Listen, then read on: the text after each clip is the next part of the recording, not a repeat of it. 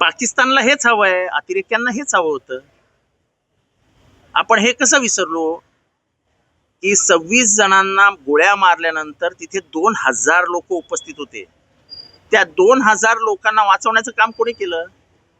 जीवावर उदार होऊन. आणि हे मी बोलत नाहीये, ज्यांचे ज्यांचे जीव गेले त्यांचे घरचे काय सांगतायत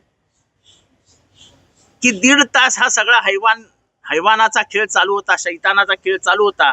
तोपर्यंत तिथे सैन्य नव्हतं, तोपर्यंत तिथे वैद्यकीय मदत नव्हती, तोपर्यंत आम्हाला सगळी मदत हा तिथल्या स्थानिक काश्मीरींनी केली. ही माणुसकी होती. त्यांनी केली ना तुम्हाला मदत, त्याची परतफेड म्हणून तुम्ही इथे लोकांना मारणार? पाकिस्तानला हेच हवंय की या देशामध्ये आता धर्मद्वेष वाढीला लागलाय.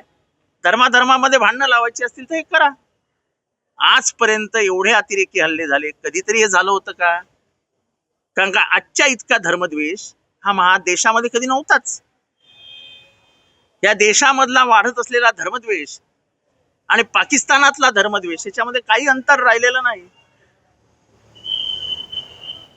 आणि म्हणून आम्ही नेहमी म्हणतो की पाकिस्तानची निर्मिती ही मुस्लिम पाकिस्तान आहे, आपला भारताचा हिंदू पाकिस्तान होणार आहे. काय गरज होती त्या बिचाऱ्या दादर मधल्या कुठल्या तरी दुकानदारांना जाऊन कानफडात मारायची? काय गरज आहे? काय मिळालं तुम्हाला त्याच्यातनं? काय म्हणजे काय देशाला जगाला काय दाखवू इच्छितो? भारतातली सहिष्णुता संपली, भारतातली सोशिकता संपली, महाराष्ट्रातलं पुरोगमित्व संपलं. अरे ती स्वतः जगदाळे, त्या स्वतः ताई आमच्या ज्या डोंबिवलीतनं बोलल्या त्या सगळ्या जण काय सांगतायत की काश्मीरी लोकांनी जी मदत केली न विसरण्यासारखी आहे. आम्हाला घरी घेऊन गेले, आम्हाला जेवण दिलं, आम्हाला आधार दिला, आम्हाला टॅक्सीने विमानतळापर्यंत सोडलं. मिठी मारून रडत होते, आमच्याकडनं पैसे घेतले नाहीत. एकीकडे विमानाचे दर तिप्पट चौपट केले विमानाच्या मालकांनी, तिथल्या टॅक्सी चालकांनी रुपया घेतला नाही, सांगितलं नाही हमको पैसा नाही चाहिए. पैसे कमवायचे कोणाला नसतात. त्यांनी तुम्हाला जेवण दिलं, म्हणजे तुम्हाला नाही दिलं, पण संकटात सापडलेल्या प्रत्येकाला आधार दिला. म्हणजे त्यांची नावं पण आहेत, नजाकत आहे, तो जो मेला तो बिचारा सय्यद अली का तो आहे. अरे तो आपले पण आहे ना, ती माणुसकी आहे ना, ती माणुसकी संपू नका यार. त्या पाकिस्तानला तेच हवं आहे, तुमच्यातली माणुसकी संपायची त्यांना. पाकिस्तानात माणुसकीच नाहीये आणि म्हणून ते असं प्रकार करत असतात. तेव्हा धर्मद्वेष थांबवा. भारताचा तुम्ही पाकिस्तान कराल हळूहळू. आणि स्पष्टपणाने बोलण्याची वेळ आली म्हणून मी बोलतोय. आजकाल लोक तोंडच उघडत नाहीत, पण भारत असा नाही आणि भारताला असं करू नका. आणि जाऊन जे मेल्यात त्यांच्या घरात जाऊन विचारा, ज्यांना गोळ्या लागल्यात त्यांना विचारा की तुम्हाला सर्वात जास्त मदत कोणी केली.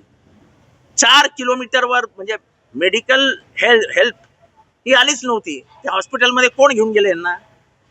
ते वरनं ती जो सपाट माळरान होता, त्याला मिनी स्वित्झर्लंड म्हणतात, तिथनं खाली कोणी आणलं यांना?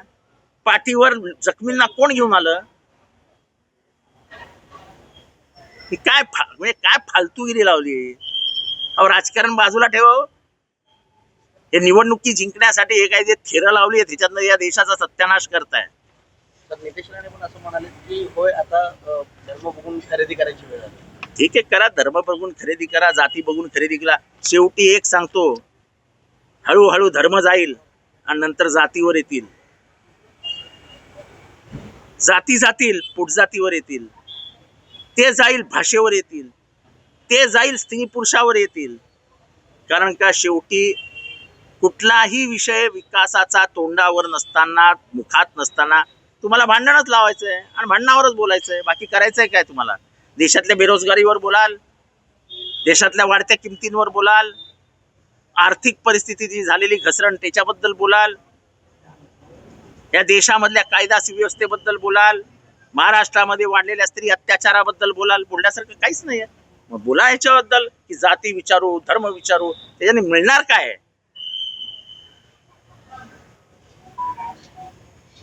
नफरत के बाजार में कोई हरियाली नहीं उगती भाई.